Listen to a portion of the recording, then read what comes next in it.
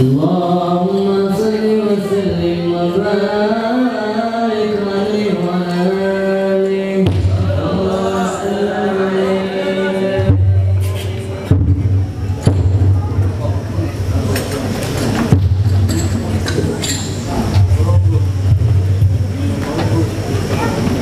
يا رسول الله يا جلال السلام والجميل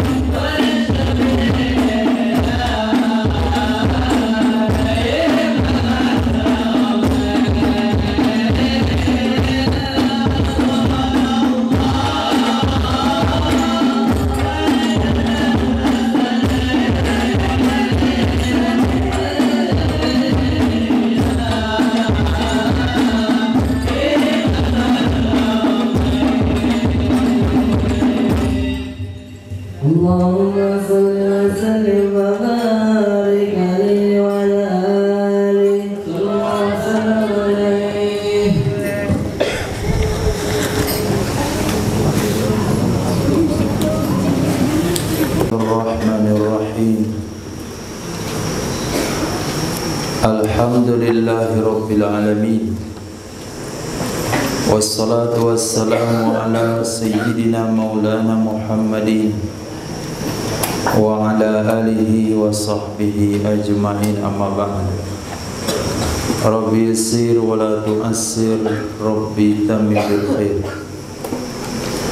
Rabbana surah lana sudurana wa yassir lana umurana wa umural muslimin wahlul 'uqdatam min lisanina yafqahu qawlana.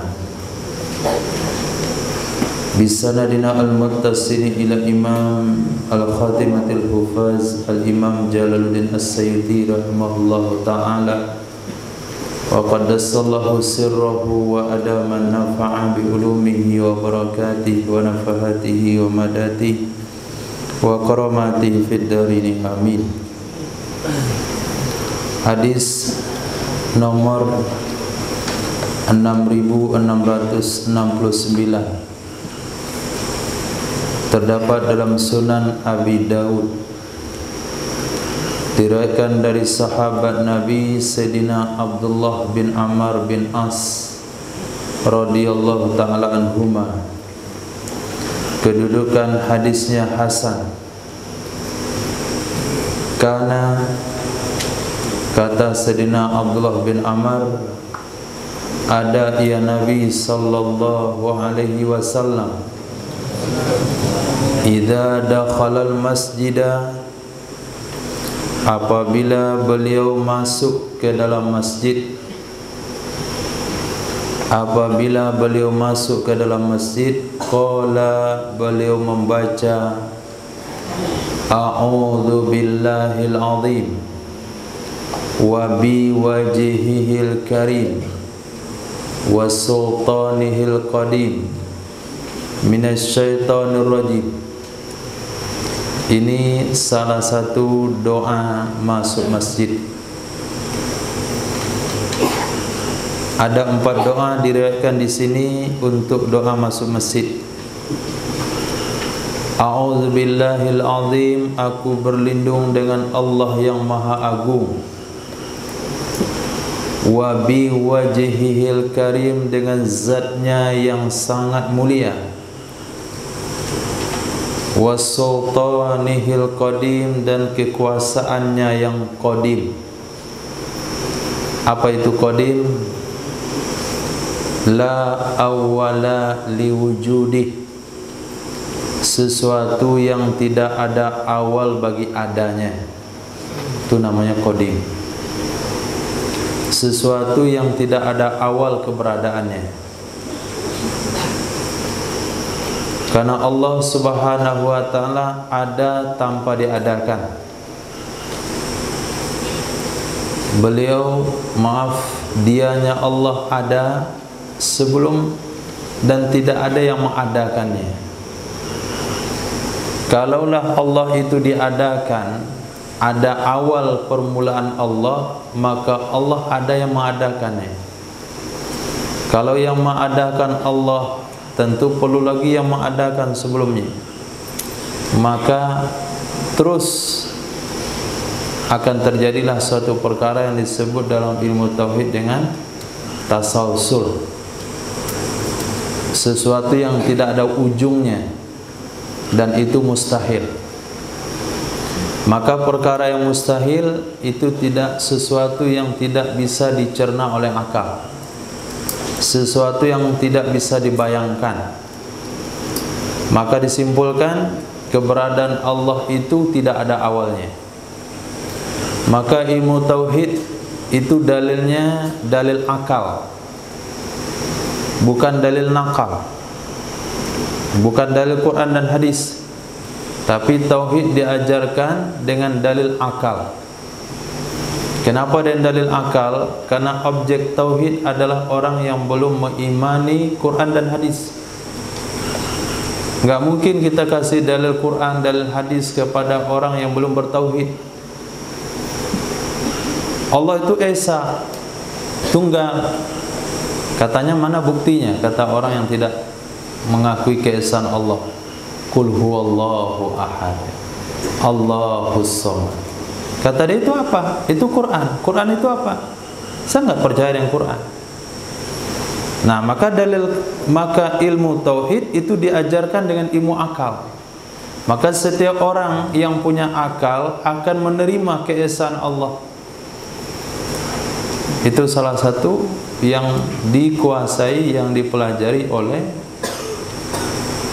tafakuh. Kalau idat belum belajar ilmu tauhid, maka idat itu belum bertauhid. Maka kitab standar tauhid yang paling bawah adalah Kifayatul Awam. Menurut Imam Ibnu Arabi dan Sanusi, kitab itu harus dikuasai oleh seluruh orang yang beriman kepada Allah dan Rasulnya. Nah, qadim itu dibahas dalam ilmu tauhid, bahasanya sesuatu yang tidak ada awal bagi keberadaannya. Maka kekuasaan Allah itu tidak ada awalnya. Jangan dipikirkan. Allah katakan, berpikirlah tentang ciptaanku, jangan berpikir tentang aku. Nah, ketika kita tidak bisa memahaminya secara total, itulah keesaan dan ketinggian Allah Subhanahu wa ta'ala. Jadi aku berlindung dengan Allah yang maha agung, dengan zatnya yang sangat mulia dan kekuasaannya yang qadim.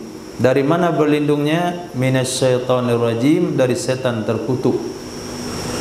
Ketika doa ini dibaca ketika masuk masjid, waqala, dan berkata ia, siapa yang berkata? Siapa yang berkata? Siapa yang berkata? Setan. Nah, kata setan waktu itu, idza qala dzalik hufidha minni sa'iral yaum. Apabila orang membaca demikian doa, maka dia akan dijaga dariku sepanjang hari. Maka dia akan dijaga dariku sepanjang hari. Nah, kalau kita dengar ucapan setan ini, kira-kira doa yang barusan dibaca itu sebaiknya dibaca kapan? Sebaiknya dibaca kapan? Masuk masjid, sholat subuh, dan masuk masjid, sholat maghrib. Kalau dibaca masuk masjid, sholat subuh, maka kata setan dia akan terlindung dari saya sepanjang hari sampai maghrib. Kalau dibaca masuk masjid ketika sholat maghrib, maka dia terlindung dari setan sepanjang malam. Jadi doa masuk masjid ketika subuh dan doa masuk masjid ketika maghrib. Ini doanya. Allahumma a'udzubillahil azim wa bi wajhil karim wa sultanihil qadim minasyaitonir rajim. Doa masuk masjid ketika pagi hari dan ketika di awal malam, yaitu salat maghrib, azan.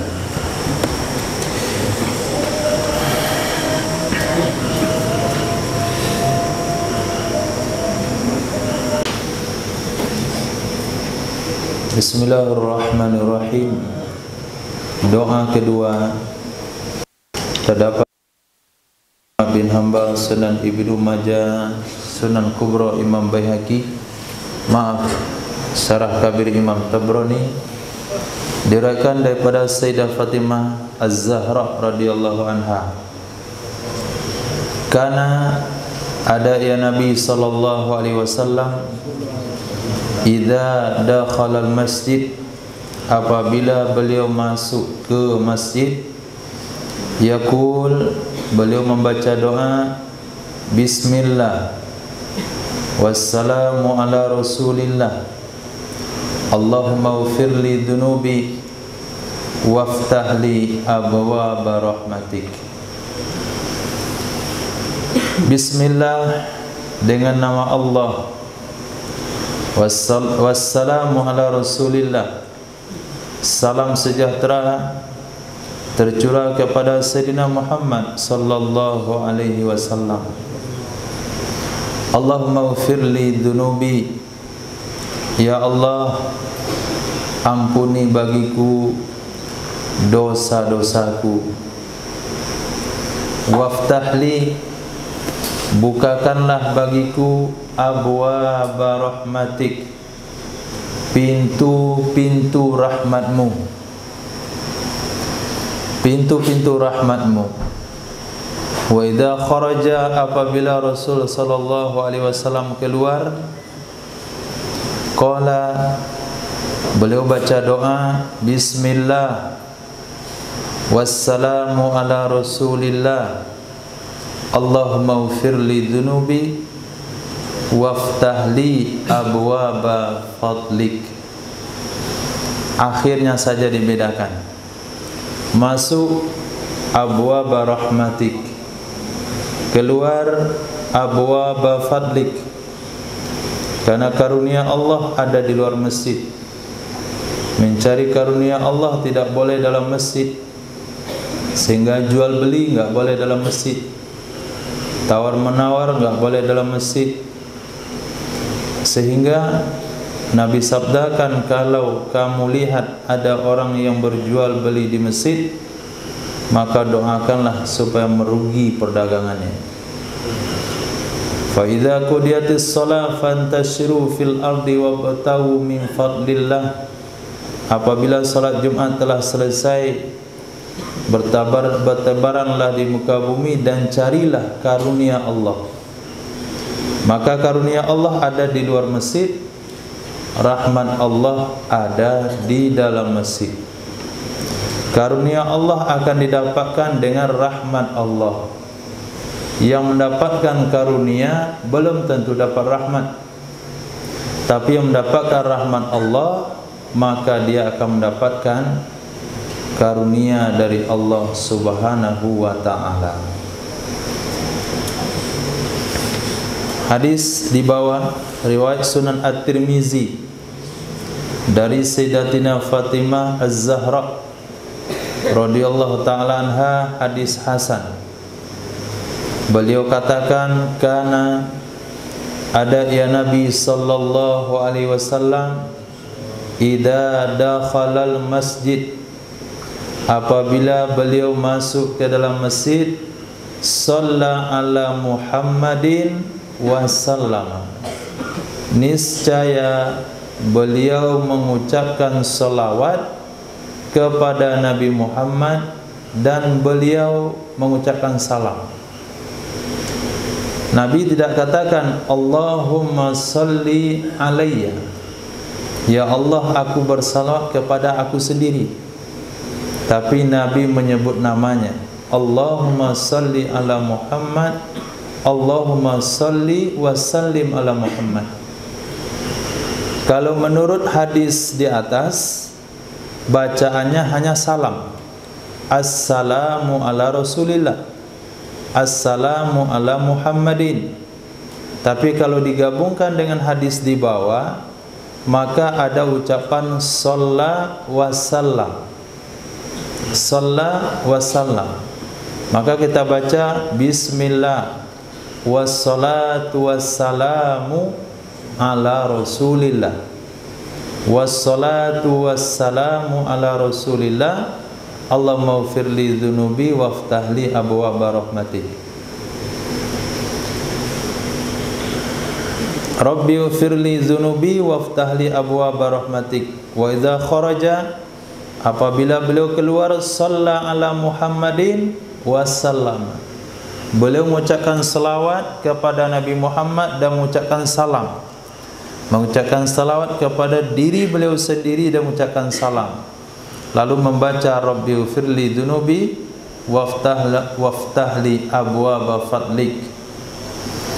Ketika kita gabungkan tiga hadis ini,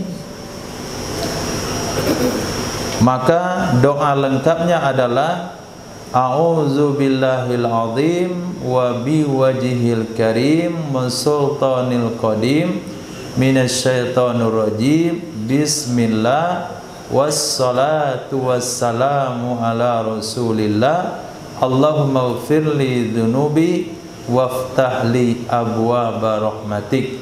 Ini doa lengkap masuk masjid. Nah, itu belum lagi lengkap. Kalau kita lihat lagi hadis yang keempat, Hadis nomor 4 diriwayatkan oleh Imam Ibnu Sunni dari Sayyidina Anas ibni Malik radhiyallahu an, karena ada ya Nabi sallallahu alaihi wasallam idza dakhalal masjid, apabila beliau masuk ke dalam masjid, qala, beliau baca bismillah Allahumma salli ala Muhammadin wa azwaji Muhammadin. Aku berselawat kepada Nabi Muhammad dan istri-istri Nabi Muhammad. Gabungkan semuanya. Mana cara bacanya? Gabungkan 4 hadis ini, kedudukannya semuanya sama. 4 hadis ini kedudukannya hasan. A'udzubillahil azim, hadis pertama disambung dengan hadis kedua, bismillah wassalatu wassalamu ala rasulillahi wa azwajih. Wassalatu wassalamu ala rasulillahi wa azwajih. Allahumma ighfir li dzunubi waftah li abwaaba rahmati. Kalau keluar auzubillah enggak masuk. Langsung ke hadis nomor 2. Bismillah wassalatu wassalamu ala rasulillah wa azwaji. Allahumma ighfir li dzunubi waftah li abwaaba fadlik. Kalau kita baca hadis yang lain lagi sampai mungkin 15 menit di pintu masjid, itu baru diamalkan, baru lengkap. Oh, Allahumma ighfir li dzunubi waftah li abwaaba rahmatik. Kalau doanya sebatas itu anak TK, nah SDIT. Tapi antum sudah belajar hadis, tambah lagi doanya. Nah, doa yang tadi dihafal, bukan dilewat begitu saja. Kalau dibaca hadisnya enggak dihafal, enggak dipraktekkan, sama saja dengan orang yang tidak mendengarkan. Nah, enggak ada bedanya. Orang yang belajar hadis dengan orang yang tidak belajar hadis, doanya sama, berarti enggak ada gunanya dia belajar.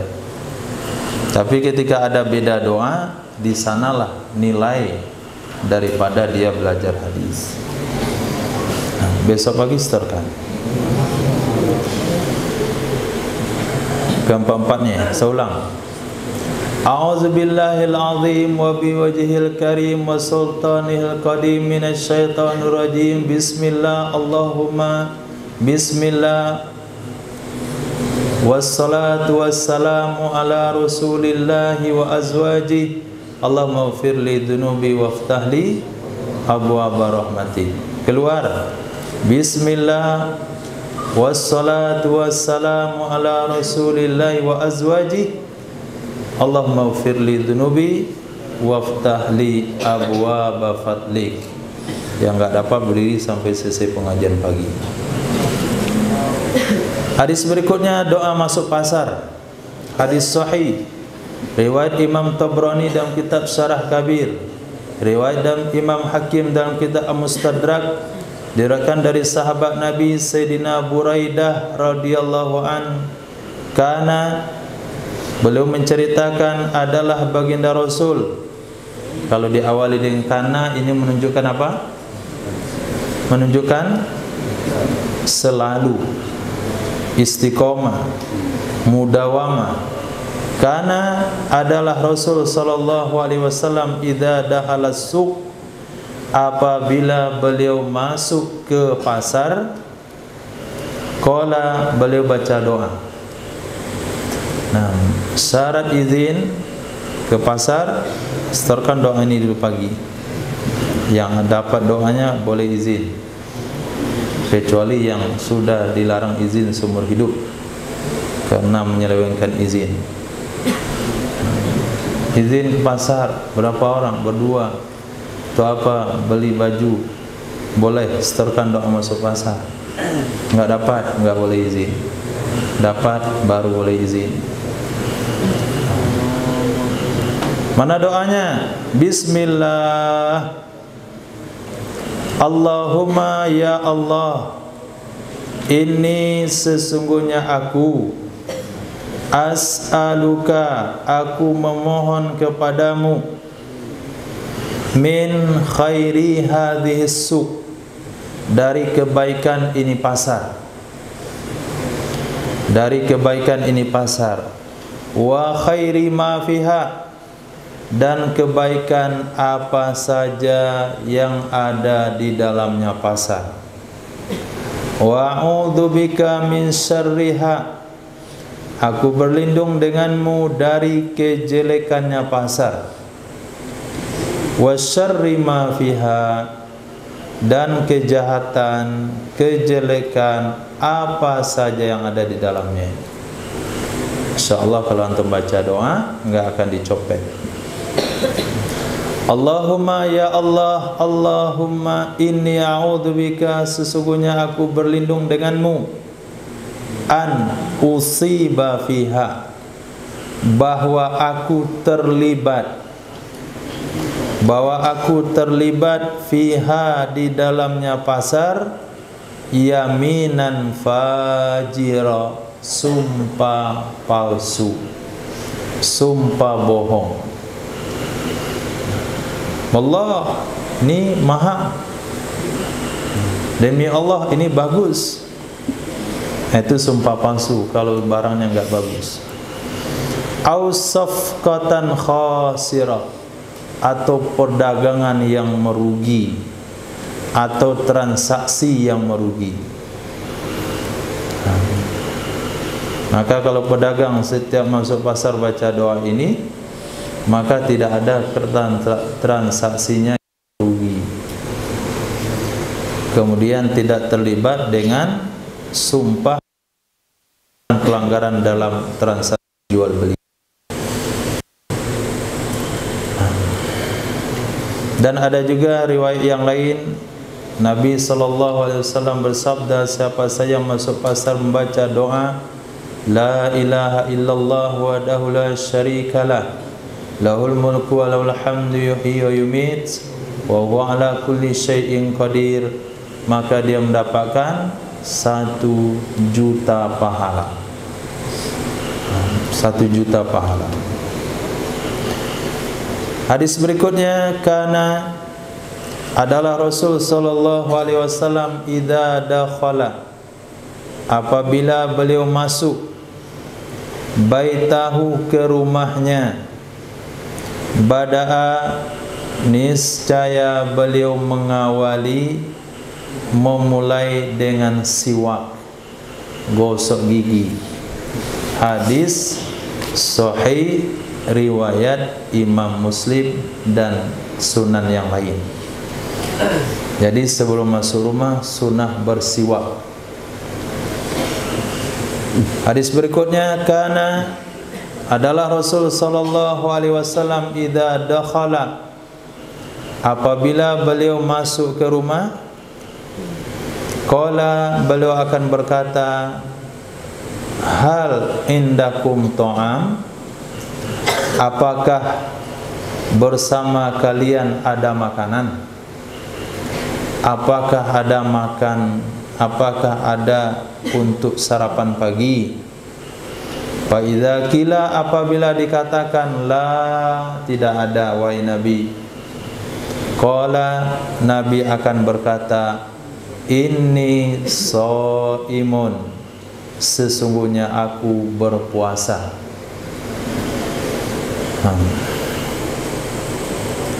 Ada hadis yang mengatakan Nabi SAW bersabda, siapa saja yang tidak berniat puasa di malam hari, maka tidak sah puasanya.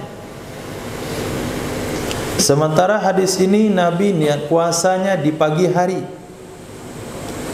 Maka ulama tafsir, ulama fikih menempatkan bahasanya niat puasa di pagi hari itu hukumnya boleh, khusus untuk puasa sunat. Puasa sunat boleh niatnya di pagi hari, dengan syarat belum batal puasanya.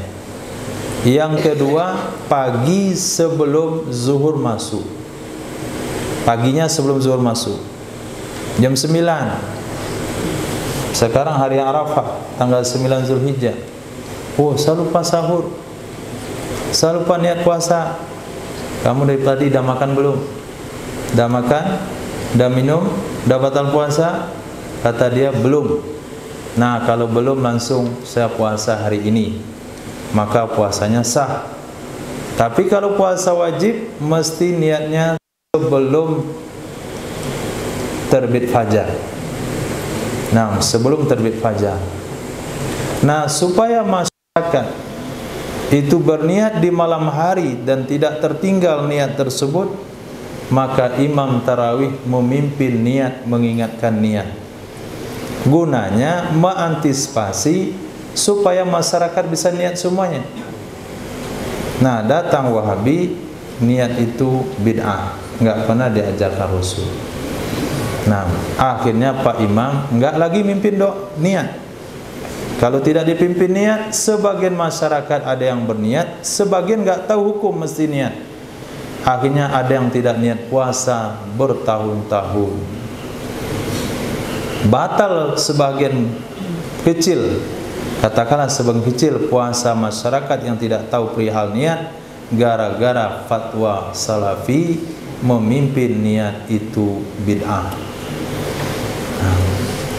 Maka fatwanya itu menyusahkan masyarakat, melibatkan orang kepada perkara-perkara yang haram. Ulama dulu tidak mesti nyampaikan pada masyarakat niatnya puasa malam, jangan lupa.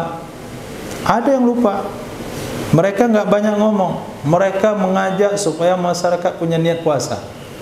Ada menjadi adat setelah Isya, ada setelah tarawih, ada setelah witir. Gunanya supaya semuanya punya niat puasa. Tapi karena dia tidak memandang kemaslahatan hukum, hanya memandang Nabi buat nggak ada buat, akhirnya disesatkan. Itu yang pertama. Yang kedua, hadis ini menjadi dalil lafaz niat. Nah, kalau antum ditanya oleh Salafi, mana dalil lafaz niat? Memang pernah Nabi mengajarkan lafaz niat kepada sahabat? Ada Nabi katakan, usalli fardal maghribi thalatha raka'atin ma'muman imaman lillahi ta'ala. Pernah Nabi ajarkan kepada Sayyidina Abu Bakar? Kalau itu riwayatnya memang enggak ada. Nah, coba lihat hadis di sini. Apa kata Rasul? Adakah makanan? Enggak ada. Kalau enggak ada, ini shaim. Kola itu bukan di hati, kola di lidah. Rukun kauli pakai lidah. Berarti Nabi katakan ini shaim, aku puasa. Aku puasa niat di hati. Nabi lafazkan di lidah. Maka berdasarkan hadis ini, ulama ahlus sunnah, bukan ulama syafi'iyah saja, ulama ahlus sunnah wal jamaah mengatakan niat, lafaz niat dalam ibadah itu ada dalilnya. Nah, maka dibuatlah oleh ulama, ini lafaz niat solat subuh, ini lafaz niat solat maghrib, ini lafaz niat solat isya. Dibuat lafaz niatnya. Dan lafaz niat itu bukan hanya sekedar diucapkan, tapi ada efek hukum yang ditimbulkan dari lafaz niat. Apa efek hukumnya? Ketika seseorang sholat maghrib, setelah rakaat pertama atau di rakaat pertama sedang baca Al-Fatihah, datang setan membisikkan, kamu ini sholat apa? Maghrib atau isya? Tadi saya niat maghrib tadi. Enggak, kamu niat isya. Kamu salah niat.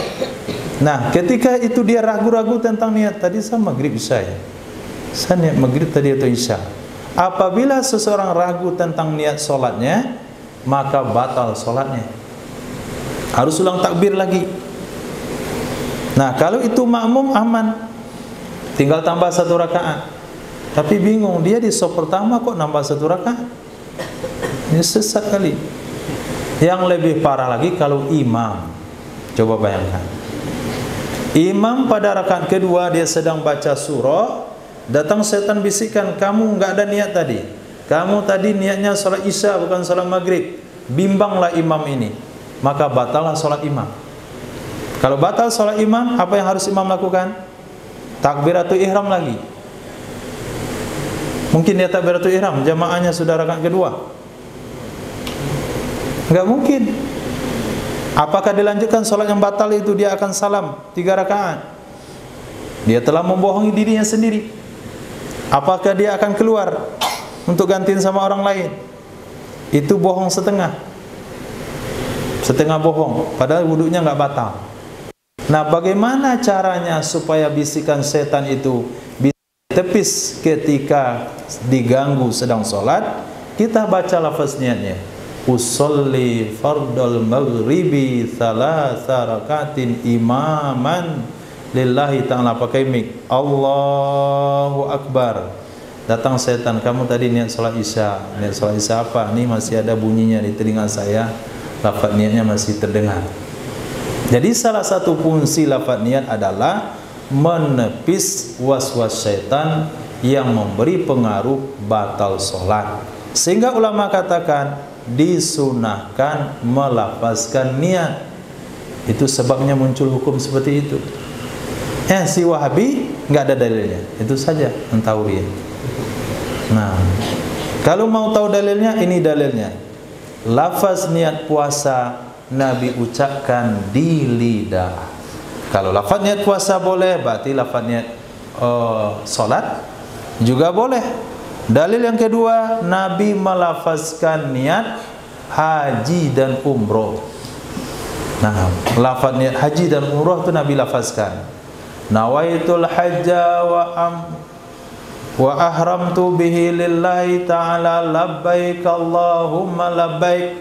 Itu dilafazkan oleh Nabi sehingga terdengar oleh sahabat.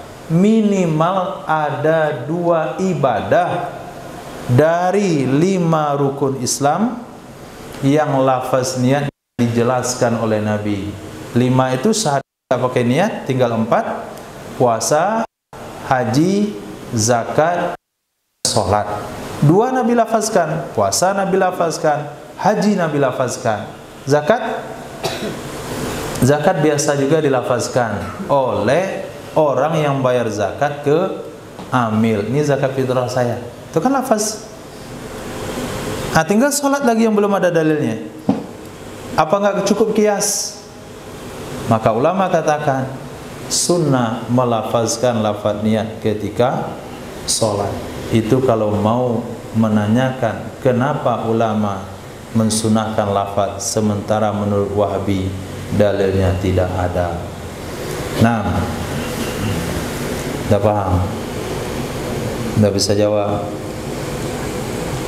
Sudah? Tantum salafi juga. Hadis berikutnya, doa masuk ke kuburan. Karena ada ya Nabi sallallahu alaihi wasallam idza dakhala, apabila beliau masuk jabbanah. Nah, jabbanah arti dasarnya adalah sesuatu yang sangat menakutkan. Nah, sesuatu yang sangat menakutkan. Maka mafhumnya adalah kuburan. Kalau nggak percaya, i'tikaf malam Jumat di kuburan.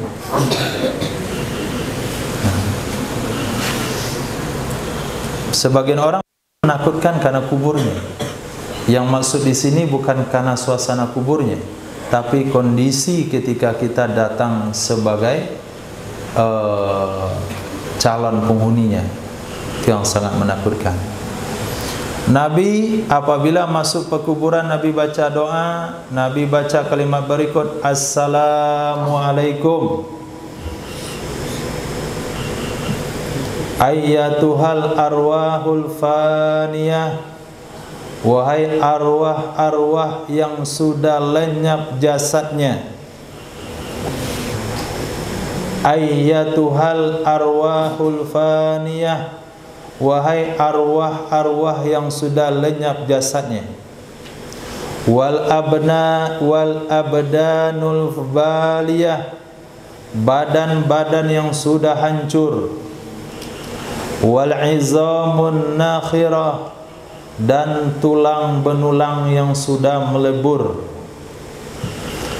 allati kharajat minad dunya, yang telah keluar meninggalkan dunia, wahia billahi mu'mina, dan dia hanya dengan Allah beriman. Allahumma adkhil alaihim, ya Allah masukkanlah kepada mereka rauham min, rehat, istirahat darimu, wa salamam minna, dan salam dari kami.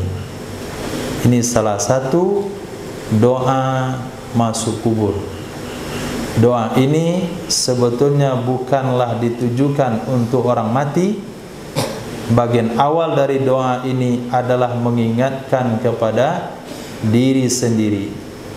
Wahai arwah yang sudah lenyap badannya, badan yang sudah hancur dimakan tanah, tulang benulang yang sudah menjadi kapur, telah keluar dari dunia dalam keadaan beriman. Tapi kalau keluar dari dunia tidak beriman, maka tidak ada salam dari Nabi untuk mereka.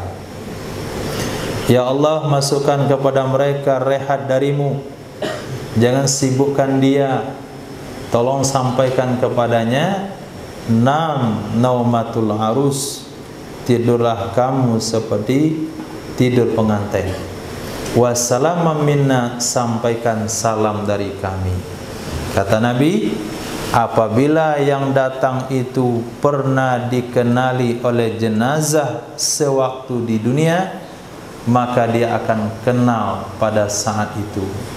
Dia katakan, oh teman saya datang, oh anak saya datang, cucu saya datang. Ada juga jenazah bilang, kok enggak datang-datang.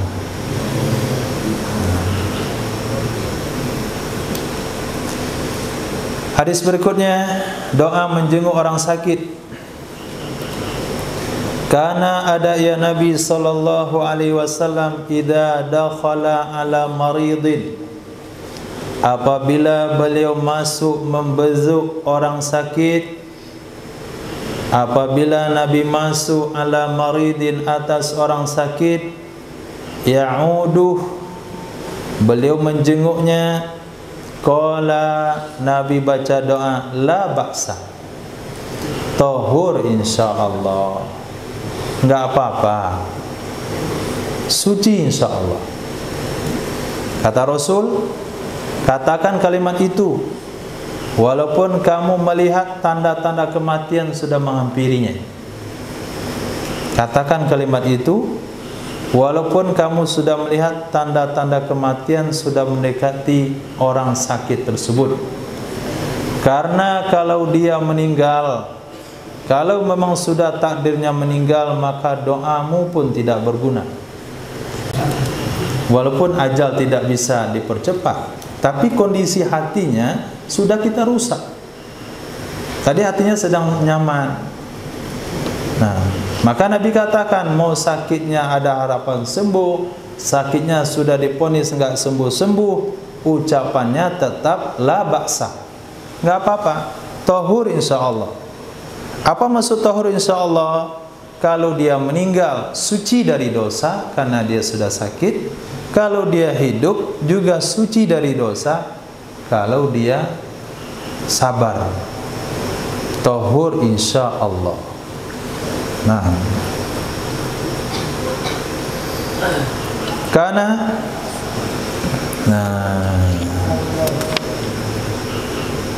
ini doa ini untuk bulan Rajab, bulan Ramadan. Kita baca sekarang enggak ada masalah. Karena ada ya Rasul sallallahu alaihi wasallam idza dakhala Rajabun, apabila masuk bulan Rajab, qala Nabi baca doa, Allahumma barik lana fi Rajab wa Sya'ban wa ballighna Ramadan. Amin. belum waktunya. Ya Allah, berkahi bagi kami pada bulan Rajab dan Sya'ban, dan sampaikan kami ke bulan Ramadan.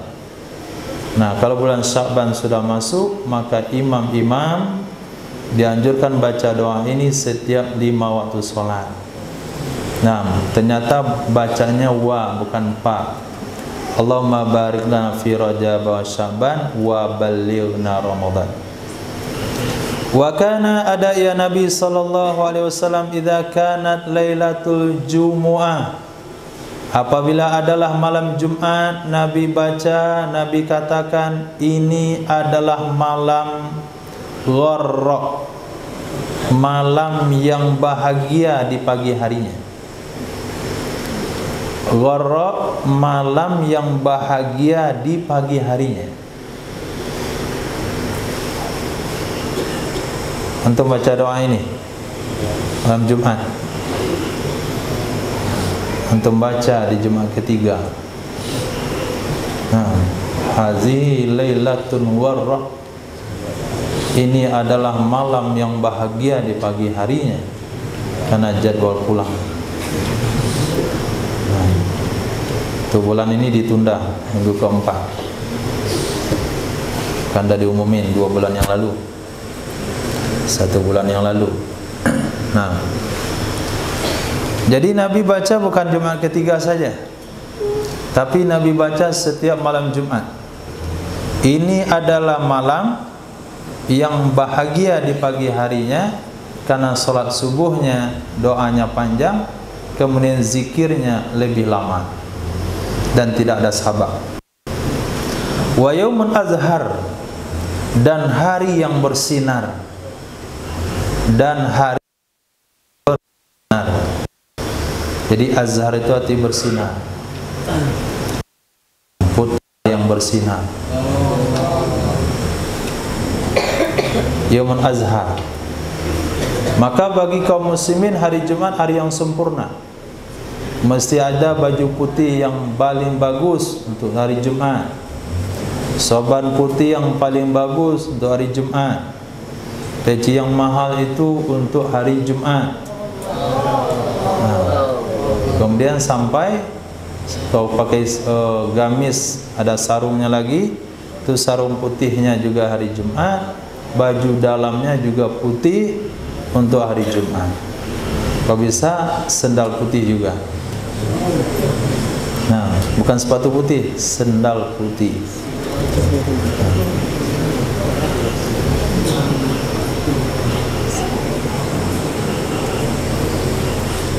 Karena ada ya Nabi sallallahu alaihi wasallam idza dakhala Ramadan, apabila masuk bulan Ramadan, atlaqa kulla asir, beliau akan membebaskan setiap tawanan. Kalau ada kaum muslimin yang ditawan oleh musuh, maka sebelum Ramadan Nabi usahakan semuanya dibebaskan. Wa ata kulla sa'il, dan Nabi memberi setiap pengemis, Nabi memberi setiap orang yang meminta. Karena ada ya Nabi sallallahu alaihi wasallam idza dakhala Ramadan, apabila masuk bulan Ramadan, sadda mizara, beliau mengencangkan sarungnya. Summa lam ya'ti firasha, kemudian beliau tidak mendatangi ranjangnya, kemudian beliau tidak mendatangi tempat tidurnya, hatta yang salikha, sehingga berakhir ia Ramadan. Hadis ini seolah-olah dari awal Ramadan sampai akhir Ramadan. Nah, hadis di atas akan diperjelas oleh dua hadis setelahnya. Karena ada ya Nabi sallallahu alaihi wasallam idza dakhala Ramadan, apabila sudah masuk bulan Ramadan, taghayyara launuh, berubah warnanya Nabi. Nah, berubah warnanya Nabi ke kuning. Yang biasanya warna Nabi merah bercampur putih, putih bercampur merah, maka ketika bulan Ramadan warna Nabi kuning. Kuning menunjukkan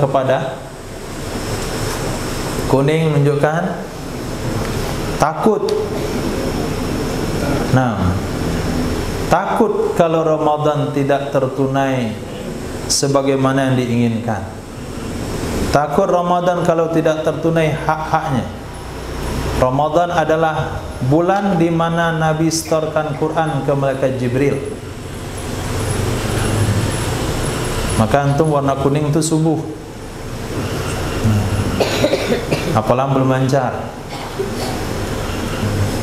Ternyata masih duduk tempat duduknya. Hari jam 6.30. Kuning warnanya. Begitulah Rasul sallallahu alaihi wasallam. Karena banyak hak-hak yang harus ditunaikan di bulan Ramadan. Wa kasurat salatuh, banyak solatnya Nabi. Maka Ramadan harus dari hati. Bukan tergantung yang program pondok. Harus betul-betul dari hati. Apalagi antum yang sudah senior, sudah waktunya memulai Ramadan itu dari hati masing-masing. Kasurat salatu, banyak solatnya. Wa batahala fid du'a, beliau merengek dalam berdoa. Beliau merengek-rengek di dalam doa. Doanya panjang. Wa asfaqa launuh, dan berubah warnanya Nabi. Nah, seperti warna safaq. Kenapa dikatakan asfaqa? Karena warna yang dimasukkan ini ada warna safaqul ahmar, mega merah. Berawal dari kuning, kemudian banyak sholat, kemudian sering menangis dalam doa, kemudian berubah menjadi warna merah. Ini kondisi kalau kita lihat fisik Nabi SAW dalam menyikapi bulan Ramadan. Kita lihat hadis berikutnya. Ini hadis mentaksis hadis yang tadi kita baca. Masuk bulan Ramadan, Nabi mengeratkan ikat sarungnya. Apakah dari awal sampai akhir? Diperjelas oleh hadis berikut. Kana idza dakhalal ashru, adalah Rasul sallallahu alaihi wasallam, melihat kitab, apabila masuk 10 akhir, sadda mi'zarah, belum mengencangkan ikat sarungnya. Itu sebabnya mengambil kesimpulan satu hadis itu adalah kesalahan dalam berfatwa. Menarik kesimpulan dari satu hadis itu adalah kesalahan dalam menyimpulkan hukum. Kesimpulan hukum setelah dikumpulkan beberapa hadis dalam pembahasan yang sama. Hadis di atas hasan, hadis di bawah sahih. Hadis di atas mengatakan Nabi mengeratkan ikat sarungnya dari awal Ramadan. Hadis sahih di bawah mengatakan Nabi mengeratkan ikatan sarungnya 10 terakhir. Berarti Nabi dari tanggal 1 sampai tanggal 20 masih tidur di rumah. Nah, masih tidur di rumah. Tapi terakhir Nabi tidak lagi tidur di rumah. Sadda mi'zara, beliau mengencangkan ikat sarungnya. Wa ahya lailah, beliau menghidupkan sepanjang malamnya. Wa ayqadha ahla, beliau membangunkan istrinya. 3 sunnah Nabi 10 terakhir Ramadan dalam hadis ini. Eratkan ikat sarung dalam artian mereka tidak berhubungan. Penafsiran yang kedua adalah sungguh-sungguh beribadah, kemudian menghidupkan sepanjang malam, kemudian membangunkan keluarga. Hadis berikutnya, karena ada ya Rasul sallallahu alaihi wasallam idza da'a li rajulin, apabila beliau mendoakan seseorang, apabila beliau mendoakan seseorang, asabathud da'wah. Asabathud da'wah, mengenakan atau menimpakan akannya akannya seseorang oleh doa, dan anaknya dan anak dari anaknya. Ini sunnah Nabi mendoakan seseorang. Ya Rasul, tolong doakan saya. Maka Nabi akan doakan orang yang minta doa, anak yang minta doa, anak dari anak yang minta doa. Nabi doakan 2 keturunan. Ini sunnahnya. Maka mendoakan sesama muslim, semoga Allah menjagamu dan keturunanmu, supaya Allah mudahkan urusanmu dan urusan keluargamu. Ini kebiasaan Nabi dalam mendoakan. Bukan hanya semoga Allah mudahkan urusanmu, mudah urusan kawan kita itu, tapi nggak jadi juga dia berangkat karena urusan istrinya nggak mudah, karena urusan anaknya nggak mudah. Maka doakanlah semoga Allah mudahkan urusanmu, istri dan keturunanmu. Semoga Allah jaga kamu, keluarga dan keturunanmu, dan anak cucumu. Nah, Nabi mendoakan orang yang minta doa, anak orang yang minta doa, cucu dari anak yang minta doa. Geser. Digeser lagi. Hadis berikutnya, karena ada ya Nabi sallallahu alaihi wasallam idza da'a, apabila beliau berdoa, bada'a bi nafsih, beliau memulai dengan dirinya sendiri. Beliau mengawali dengan dirinya sendiri. Maka ketika antum khutbah, ada kalimat yang berbunyi rahimani Allah wa rahimakum, fattakullah. Nah, ini usikum wa iyaya. Ini usikum wa iyaya. Itu bukan doa, maaf, itu wasiat. Allahumma ghfir lana zunubana wa zunuba walidina warhamna warhamhum. Rabbi ghfirli wali walidayya warhamni warhamhuma. Nah, jangan langsung warhamhuma. Rabbi ghfirli wali walidayya warhamhuma kama rabbayani shaghira. Itu hanya mendoakan kedua orang tua. Sunnah Nabi, bada'a bi nafsih, beliau mulai dulu untuk dirinya. Warhamni warhamhuma warhamna warhamhum kama rabbawna shighara. Ada 3 macam doa untuk kedua orang tua. Kalau sendiri, Allahumma ghfirli dzunubi wali walidayya warhamni warhamhuma. Doa bersama, semuanya itu orang tuanya yang berdua. Berarti dia ada 7 bersaudara. 7 bersaudara mendoakan 2 orang tuanya. Maka cara doanya, Allahumma ghfir lana zunubana wa zunuba walidaina wa zunuba walidaina warhamhuma kama rabbayana shighara. Jangan saghira, shighara. Tapi kalau ramai-ramai begini, memang kita doa bersama, tapi orang tua juga banyak. Bukan 2 orang tua antum, kalau 2 Masya Allah. Nah, 2 keluarga ada penuh mahat. Ini orang tuanya ramai, maka doanya Allahumma ghfir lana zunubana wa zunuba walidina, bukan walidaina, walidina warhamna warhamhum. Warhamna dulu, baru warhamhum Karena Nabi bada'a binafsih, Nabi mulai dengan dirinya dulu.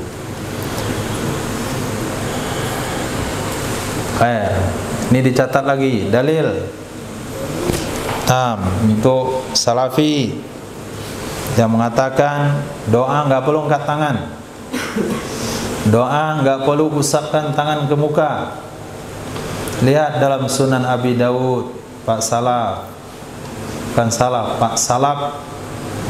Nah, dalam Sunan Abi Daud ada hadis hasan riwayat daripada Sayyidina Yazid radhiyallahu an, karena ada ya Rasul sallallahu alaihi wasallam idza da'a, apabila beliau berdoa, farafa'a yadayhi, lalu beliau akan mengangkat kedua tangannya, masaha wajahahu biyadayhi, beliau akan mengusapkan ke mukanya dengan kedua tangannya. Lalu mereka bilang nggak ada, kayak sudah membaca seluruh kitab. Nah ini kan ada ini. Siapa bilang nggak ada? Jadi Nabi doa mengangkat kedua tangan, kemudian mengusapkan kedua tangan ke muka. Nah,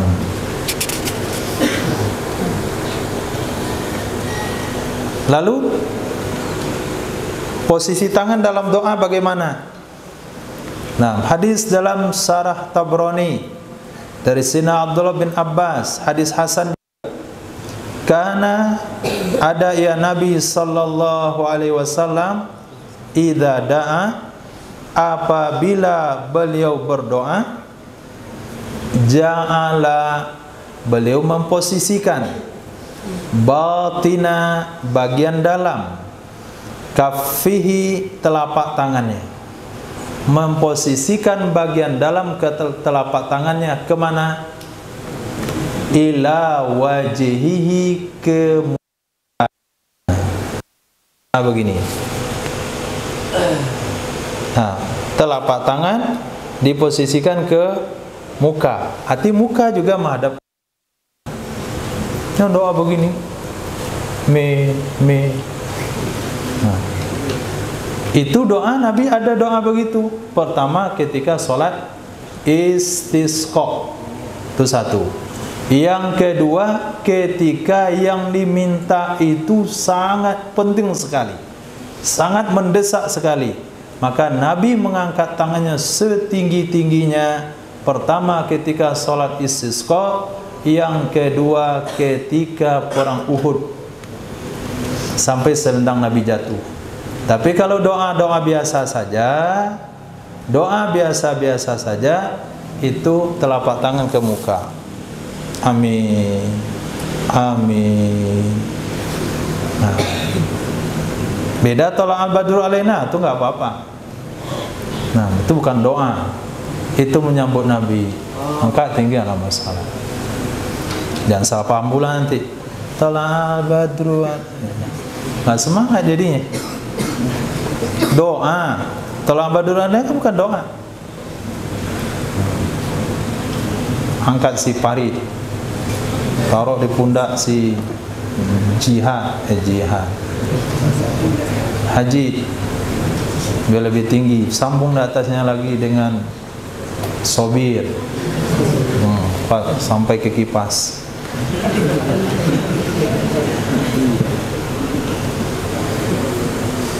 Maka doa selain istisqa, doa selain kondisi sulit, doanya standar. Angkat tangan, muka, telapak tangan sejajar dengan muka. Hadis hasan. Karena ada ya Nabi sallallahu alaihi wasallam idza dana, apabila beliau sudah mendekati min mimbarih, dari mimbarnya, yaumal jumu'ah, pada hari Jumat, sallama, niscaya Nabi memberi salam ala man indahu, kepada orang-orang di dekatnya mimbar, minal julus, dari orang-orang yang duduk. Fa iza sa'idal mimbar, apabila Rasul naik ke mimbar, apabila Rasul sudah naik ke mimbar, istaqbalan nas biwajihi, beliau menghadap ke manusia dengan mukanya, kemudian memberi salam qabla ayyajlis, sebelum beliau duduk. Memberi salam sebelum beliau duduk. Hadis hasan. Maka kalau kita baca dalam kitab fikih, disunahkan kepada khatib memberi salam 3 kali. Untuk baca dalam kitab fikih Syafi'iyah, disunahkan kepada khatib memberi salam 3 kali. Salam pertama ketika masuk ruang masjid, karena disunahkan khatib terakhir datang ke masjid. Itu sunnahnya. Nah, tapi untuk sekarang jangan terlalu lambat. Ini bikin cemas pengurus. Nah, supaya sunnah ini terlaksana, maka sebaiknya masjid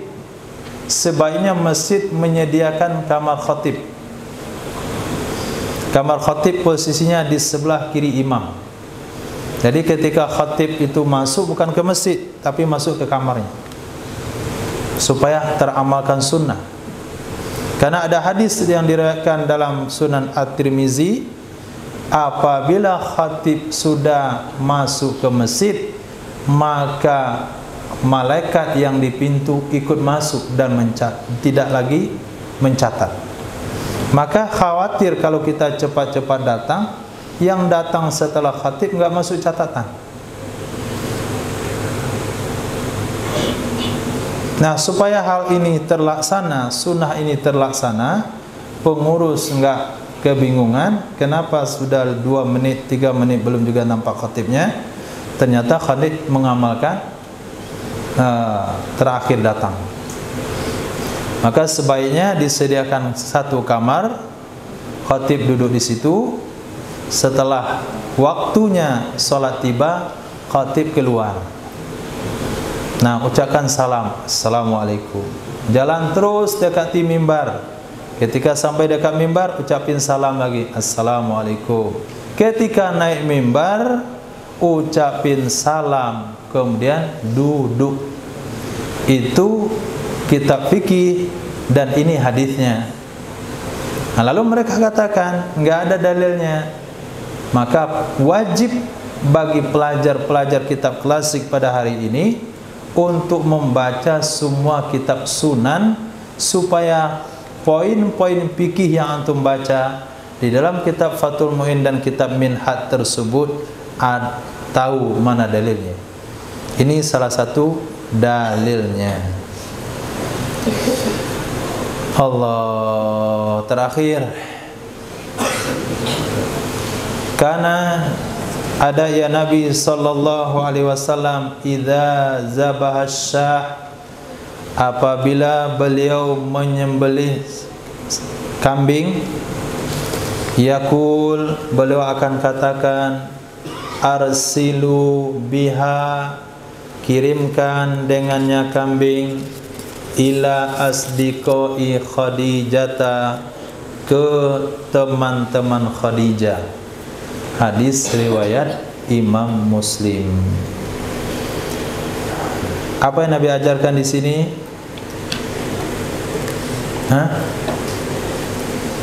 Mengingat kebaikan orang-orang yang sudah meninggal dunia.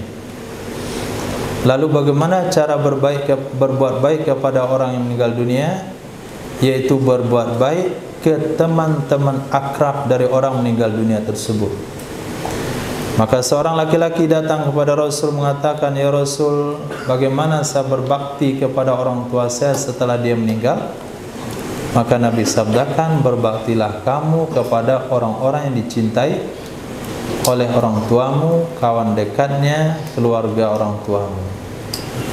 Maka untuk bakti Sayyidina Rasul mengingat jasa Sayyidah Khadijah, Nabi setiap menyembelih kambing katakan kirimkan dagingnya ke teman-teman Khadijah. Sekali, 2 kali, 3 kali.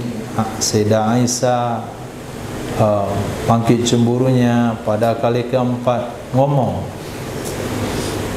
"Ya Rasulullah, tidak cukupkah bagi kamu orang tua yang sudah meninggal itu dengan anak gadis yang masih bujang, yang masih muda belia?"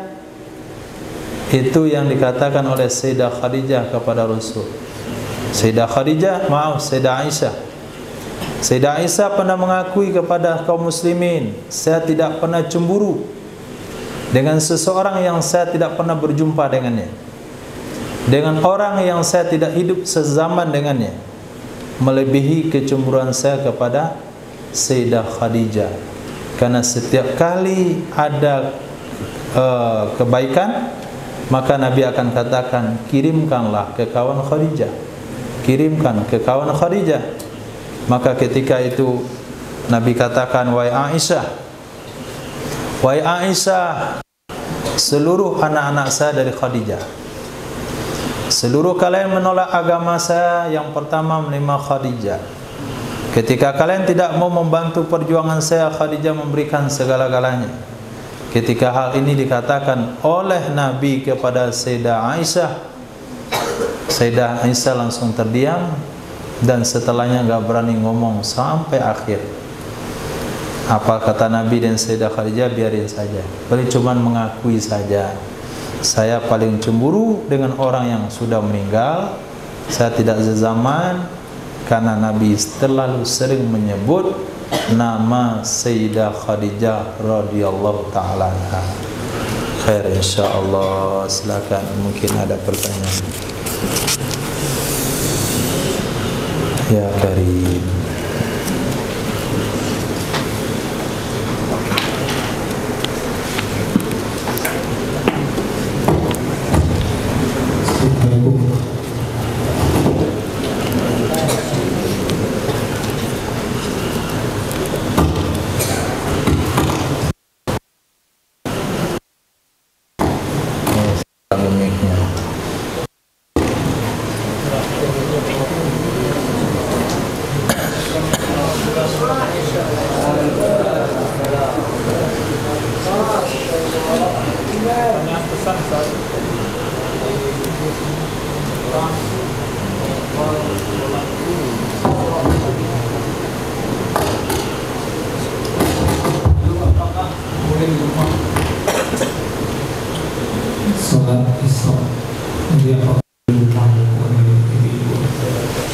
Salat Isra.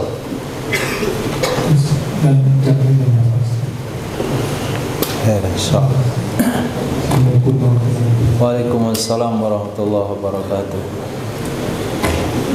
Salat Isra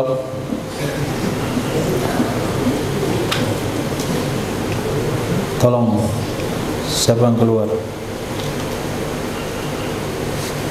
Hanif.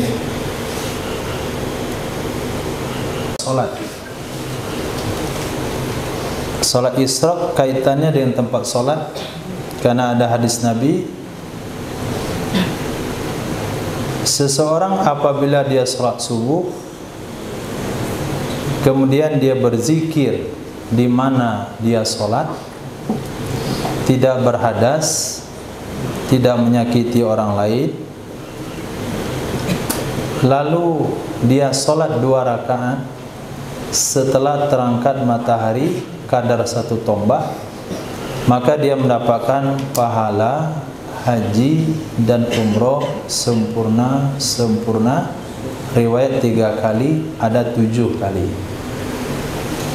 Kalau ibu-ibu itu sholatnya di rumah, maka isyraqnya di rumah. Kalau sholatnya di masjid, isyraqnya di masjid. Karena syaratnya adalah duduk di tempat sholat. Artinya nggak boleh mundur. Orang yang mundur dari tempat sholat itu tidak mendapatkan doanya para malaikat.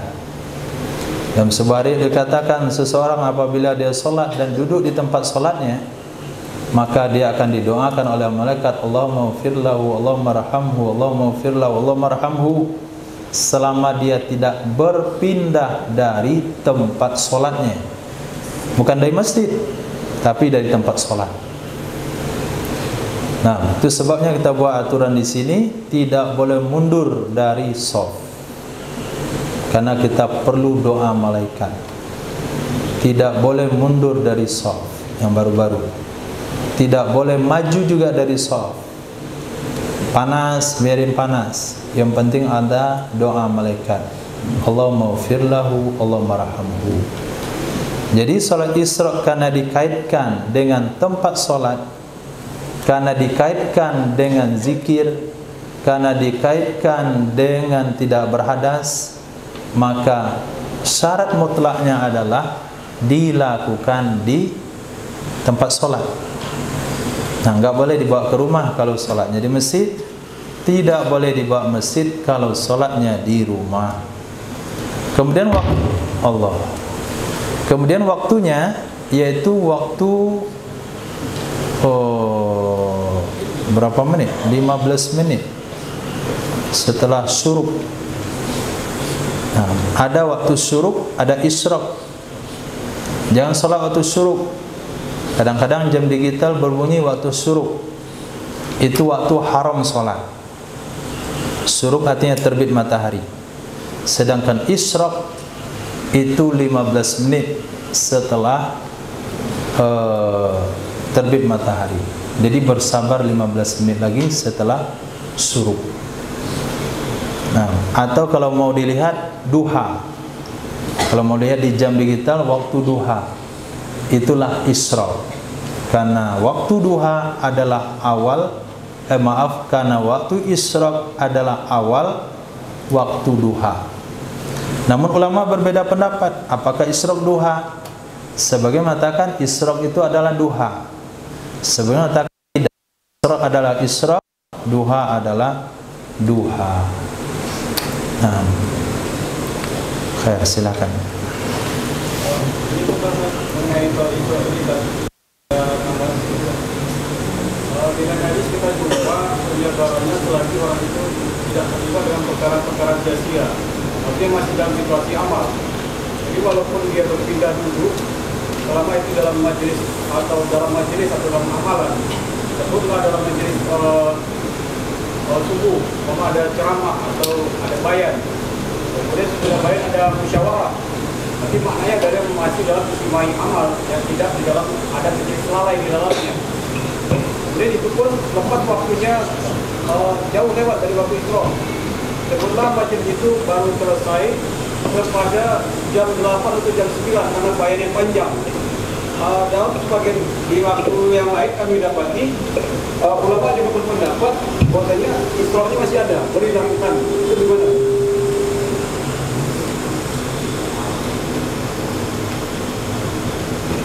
Yang pertama syarat, mungkin itu ijtihad ulama, tapi sudah keluar pada konteks hadis.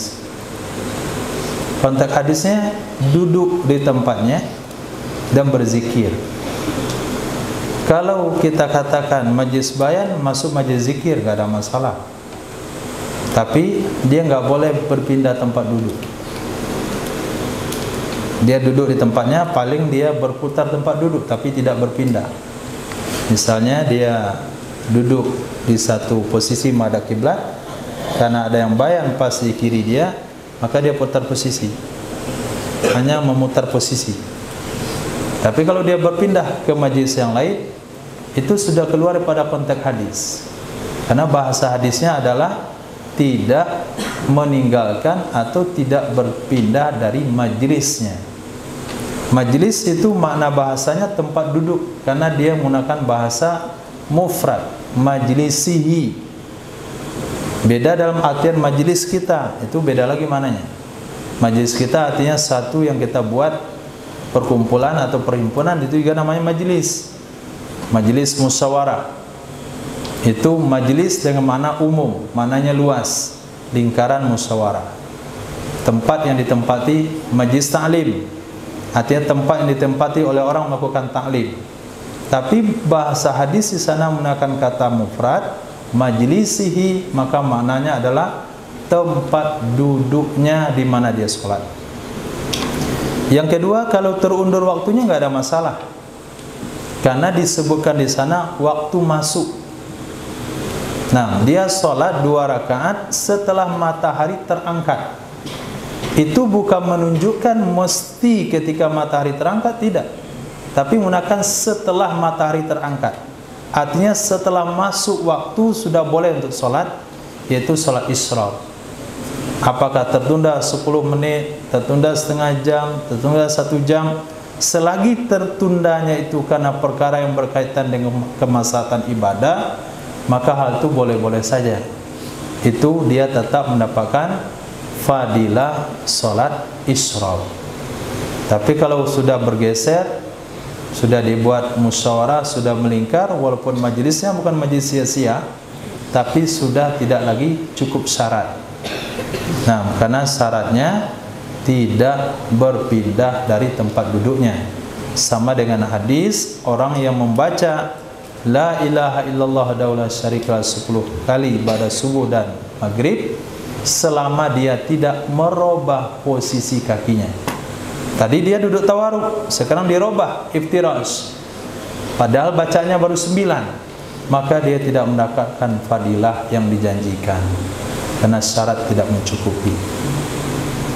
Nah, Allah, silakan.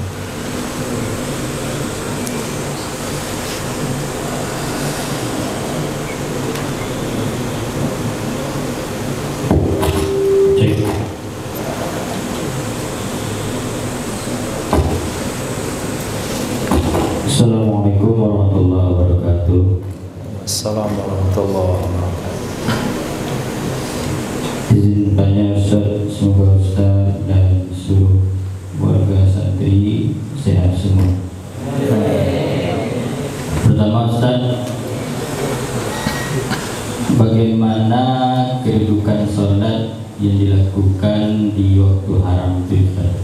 Contohnya, ada orang yang sholat subuh, lalu dia terbangun dan berwudu, setelah berwudu mau sholat, ternyata dia melihat waktu, cuman karena dia pahami jam berapa pun bangun langsung sholat gitu. Begitupun juga asar, dengan kesibukan, setelah asar selesai berjamaah di masjid, orang dia belum sholat karena kesibukan atau tertidur, dia sholat mungkin di setelah waktu asar, jam 5 atau jam setengah 6.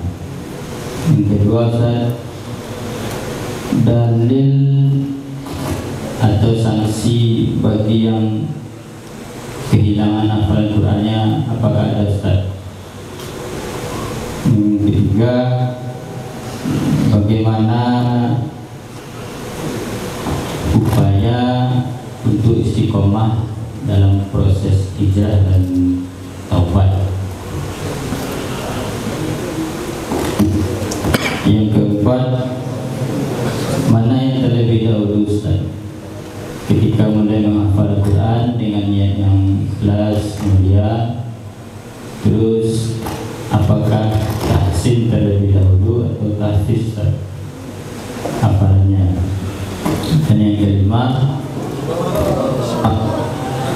makna dari Quran surat An-Nur ayat 30 Ustaz, yang arti secara literalnya Anda pahami bahwasanya laki-laki beriman itu yang pertama mampu menjaga pandangan, dan yang kedua memelihara kemaluan. Implementasinya bagaimana Ustaz?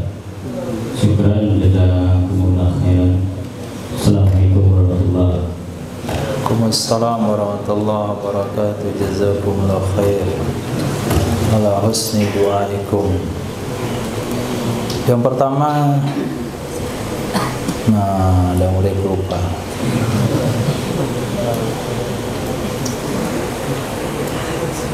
Apa yang duduk depan? Salat di waktu haram. Sholat di waktu haram itu contohnya kok beda-beda.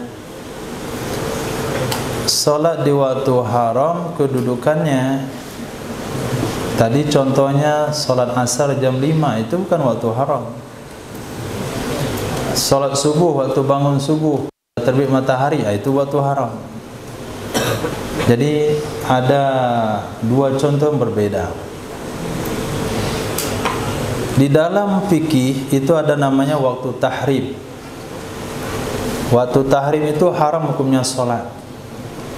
Ba'da subuh, ketika matahari terbit sampai terangkat satu tombak. Waktu matahari di tengah istiwa. Setelah sholat asar, ketika matahari tenggelam sampai benar-benar tenggelam. 5 waktu tahrim. Sholat di waktu tahrim ini hukumnya haram. Kedudukannya tidak ada pahala. Kalau dilakukan secara sengaja dia berdosa. Kalau dia katakan halal dia murtad. Kalau dikerjakan tanpa sengaja tidak ada pahala. Dilakukan secara sengaja hukumnya haram. Dia katakan halal maka dia murtad. Kecuali kalau dia berada di Makkah, maka tidak ada waktu tahrim ketika ada di Makkah 24 jam. Apa saja yang haram di waktu tahrim? Kalau terbangun sholat subuh itu enggak haram hukumnya, karena itu adalah sholat qadha. Kemudian sholat sunnah yang ada sebabnya juga enggak haram. Contohnya apa? Sholat tahiyatul masjid, karena sebab kita masuk masjid. Sholat gerhana, karena sebab matahari gerhana. Kemudian yang haram adalah sholat sunat mutlak. Sholat sunat yang enggak ada sebabnya apapun, atau sholat sunat yang sebabnya ada di belakang. Contoh, sholat sunat mau safar, sholat dulu kemudian safar. Sholat sunat ihram, sholat sunat dulu kemudian ihram. Maka sholat sunat yang seperti ini tidak boleh dikerjakan di waktu tahrim. Tapi kalau sholat qadha boleh saja. Bangun subuh terlambat tanpa sengaja, tadi tidurnya udah lebih awal, tapi terlambat bangun, pas dilihat waktunya hampir terbit matahari, maka kita enggak haram sholat, karena adalah kita sholat qadha. Nah, Nabi bersabda, man nama anis sholat fasalli hina yastayqiz. Mafhum hadis, apabila seseorang tertidur dari sholat, sholat ketika dia bangun, langsung sholat. Kalau sholat asar jam 5 itu bukan waktu haram, itu waktu jawaz. Jadi waktu sholat itu ada pembagiannya 5 juga. Ada waktu fadilah, ada waktu ikhtiar, ada waktu jawaz, ada waktu makruh, ada waktu tahrim. Nah, sholat di awal waktu namanya waktu fadilah. Sholat di awal waktu, kemudian sudah terlewatkan kesempatan berwudu, menunggu jamaah dan sebagainya sudah terlewatkan, maka masuklah waktu ikhtiar. Waktu ikhtiar sudah berjalan agak lama lagi, ada masuklah waktu jawaz. Kemudian waktu sholat tinggal waktu hanya untuk satu sholat saja, pas salam, pas azan maghrib. Itu waktu makruh. Tapi separuh di waktu asar, separuh ke bawah waktu maghrib, itu disebut waktu tahrim. Jadi 5 waktu sholat itu bisa juga dibagi kepada 5. Jadi di mana kita kerjakan, kapan kita kerjakan, itulah hukumnya, selama bukan darurat. Kalau darurat hukumnya tidak haram. Yang kedua, besok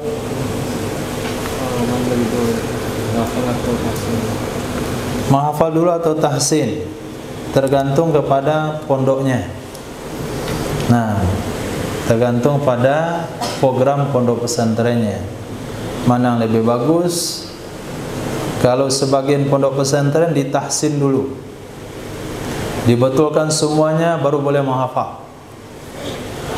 Nah, satu huruf 1 minggu, huruf A itu 1 minggu membetulkannya. Huruf ba juga 1 minggu. 28 huruf 28 minggu. Setahun baru selesai tahsin.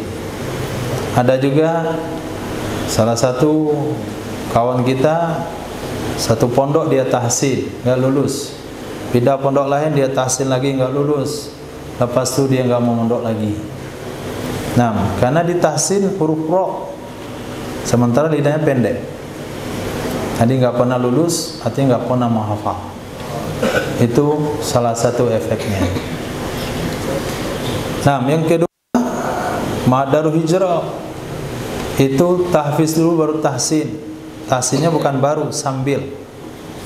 Nah, penting syaratnya lancar baca Quran.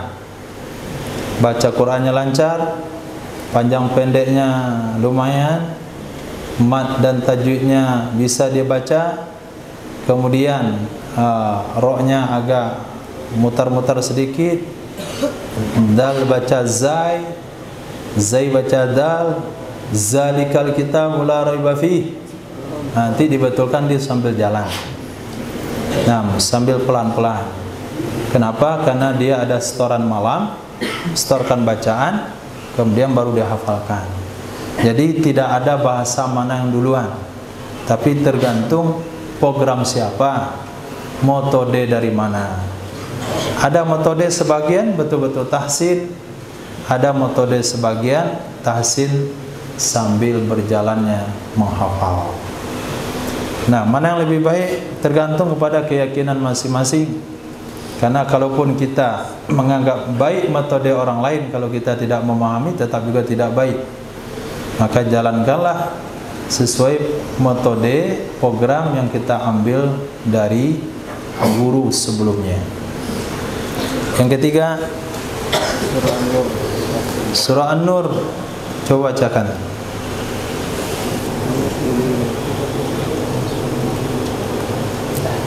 Allah, pinjam.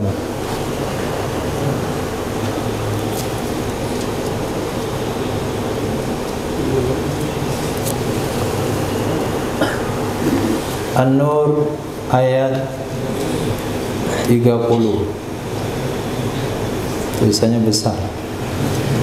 Kullil mu'minina yaghudduna min absarihim wa yahfazuna furujahum dzalika azka lahum innallaha khabirum bima yasnaun. Katakan kepada orang beriman laki-laki, hendaklah mereka memejamkan pandangan mereka, hendaklah mereka menjaga kehormatan mereka, itu lebih suci bagi mereka sesuai tahu dan apa yang mereka lakukan. Jadi kewajiban kedua belah pihak. Laki-laki wajib menundukkan pandangan, wanita juga wajib menundukkan pandangan. Ayat berikutnya, kullil mu'minat yaghudduna min absarihinna. Jadi kita bahas tentang laki-laki. Jadi perintah Allah Subhanahu wa taala kepada laki-laki untuk menjaga mata. Karena orang yang tidak menjaga mata akan tercabut imannya. Nabi SAW bersabda, iman akan keluar dari mata lebih cepat daripada anak panah meninggalkan busur. Ketika kita memanah, anak panah meninggalkan busur, itu tetap lebih cepat iman keluar lewat mata. Bagaimana iman bisa terjaga? Dengan menjaga pandangan, kemudian menjaga kehormatan. Kehormatan maksudnya faraj, tidak terlibat dengan zina. Wala taqrabuz zina. Apabila dua hal ini dilakukan, orang itu akan suci hatinya. Kalau dia tidak bisa jaga mata, hatinya akan rusak. Apabila dia tidak bisa jaga mata, hatinya akan sedih, hatinya akan galau, hatinya akan punya beban. Orang lain santai saja, dia bermasalah, gelisah. Orang udah nyenyak tidur, dia nggak bisa tidur. Orang enak makan, dia nggak enak makan. Orang santai, ada hiburan, dia nggak terhibur. Hatinya bermasalah. Hatinya rusak. Pendidikan nggak konsentrasi. Guru menyerangkan, nggak masuk ke telinganya. Kenapa? Hatinya bermasalah. Kenapa hati bermasalah? Karena dari pandangan mata. Jadi yang merusak hati terbesar itu kata Allah dalam Al-Quran ini dua hal. Pandangan mata dan kemaluan, kehormatan. Seseorang yang sudah tidak terjaga lagi kehormatannya, susah untuk yakin bahwa dia orang baik. Itu yang pertama. Susah untuk yakin bahwa dia orang baik. Kalau dia susah untuk yakin dia orang baik, dia susah untuk memperbaiki diri. Nggak berani ibadah di saf pertama, cari saf belakang. Kenapa? Nggak cocok di atas, nggak pantas ya saf pertama. Disuruh jadi imam, nggak berani jadi imam. Masa saya jadi imam? Disuruh azan, nggak berani azan. Akan tumpul potensinya, kepercayaan dirinya dia orang baik kalau dia tidak menjaga kehormatannya. Nah, apabila hal itu jaga diri seseorang, matanya terjaga, kehormatannya terjaga, dia akan bicara lantang. Nah, dia akan berbicara lantang, dia akan berbicara tegas, dia akan menyampaikan hukum secara detail, secara jelas. Kenapa? Dia tidak punya beban masalah. Oh, kalau sekiranya tersendat dalam menyampaikan suatu masalah, kurang percaya diri dalam tampil dalam kebaikan, ini pengaruh daripada terlibat daripada zina. Wa yahfazuna furujahum, kata Allah, kalau kalian bisa menjaga pandangan mata dan menjaga kehormatan, azka, itu akan bersih hatinya, bersih pemikirannya. Orang yang bersih pemikiran dan hatinya akan bersih jalur hidupnya. Dia nggak ada masalah. Allah akan jaga, Allah akan berikan. Allah tegaskan di akhir, Allah tahu dengan apa yang mereka lakukan. Nah, Allah Maha tahu dengan apa yang kita lakukan. Mungkin bisa ditutupi daripada orang lain, tapi tidak bisa ditutupi dari Allah Subhanahu wa ta'ala. Kemudian untuk mempertahankan istiqomah daripada taubat dan hijrah, harus pindah lokasi, harus pindah tempat, harus ganti komunitas, harus ganti kawan. Kalau enggak, akan terlibat dengan perkara. Ketika seorang pembunuh telah membunuh 99 orang, ingin taubat, salah bertanya, dibunuh orang yang tempat bertanya genap 100. Orang yang kedua tempat dia bertanya menyarankan, pindah dari tempatmu. Allah tegaskan dalam Al-Quran, innal ladzina tawaffathumul malaikatu zalimi anfusihim, orang-orang yang zalim ketika diwafatkan oleh Allah, ketika dia mati. Kenapa kamu tidak bisa melakukan ibadah? Kenapa kamu bisa tidak taat kepada Allah Subhanahu wa ta'ala? Kenapa kamu tidak bisa menutup aurat? Kenapa kamu tidak melakukan salat sunat? Kata mereka, qalu kunna mustad'afina fil ard. Dulu kami orang lemah di muka bumi. Kami bawahan, enggak boleh salat Jumat oleh bos. Enggak bisa, enggak boleh pakai jilbab oleh atasan. Kami ditugaskan harus berjaga-jaga sehingga enggak boleh salat Jumat. Apa kata Allah? Apakah alasan itu bisa dibenarkan? Qalu alam takun ardullahi wasi'atan fatuhajiru fiha, bukankah bumi Allah itu luas dan kamu bisa hijrah di sana? Jadi untuk mempertahankan hijrah, mempertahankan taubat, itu harus hijrah. Hijrah segala hal. Bahkan para ulama menganjurkan semua benda-benda yang dulu pernah kita pakai untuk maksiat, hari ini harus dijual. Walaupun kita manfaatkan, ganti dengan yang lain. Ya, pakai motor. Dia motor tuh sering bonceng anak gadis orang. Nah, walaupun pada hari ini dia perlu motor, harus dijual motor itu, dibeli dengan motor yang lain, supaya motor itu tidak mengingatkan dia kepada maksiat yang dia lakukan. Lihat di dalam bab haji, apabila seseorang terlibat pelanggaran hukum haji, maka pada haji qada berikutnya jangan dia lewati tempat-tempat di mana dia melanggar hukum Allah. Apa saja benda yang kita pakai untuk maksiat, ganti dengan benda yang lain. Kemudian tempat tinggal, apalagi kawan. Allah katakan, ya ayyuhalladzina amanu taqullaha wa kunu ma'as sadiqin. Wahai orang beriman, takwalah kepada Allah, selalu bersama orang-orang jujur. Nabi bersabda, jangan tanya tentang agama seseorang, tanya saja siapa temannya. Al-mar'u ala dini khalilih. Seseorang akan dipengaruhi oleh agama temannya. Jadi mempertahankan taubat dan hijrah, ganti teman yang lebih baik, ganti tempat tinggal, ganti barang-barang yang pernah dibuat maksiat, dijual beli barang yang lain, kemudian hijrah.